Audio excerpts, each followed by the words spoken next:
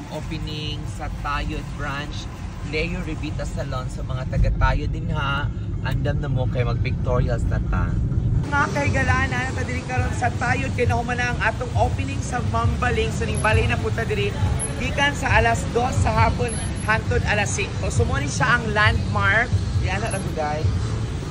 Ayan.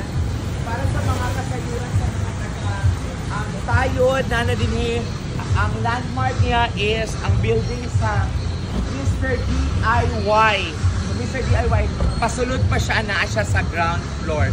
So dali ubanig ko para makita na to ang pwesto. So hindi lang ko dahil na-asay ang sa lawan at sa sulod. Tapos gamay dahil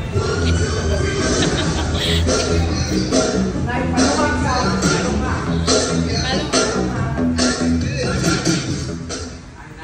So naana din sa sulod lang. Mura siya naa sa underground ang ilahang parlor. Wala siya sa second floor. Naa siya sa ground floor. And naana din ang manager na rin. Madula sa yes.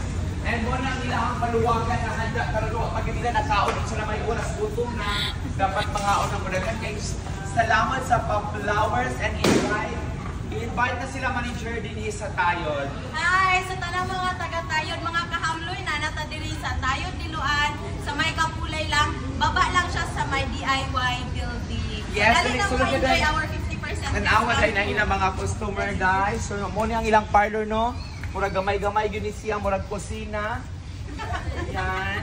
So video ang ilang mga customer. So naapod rin kauban nato ang mga manager sa Liluan, sa Bugo, sa Danao.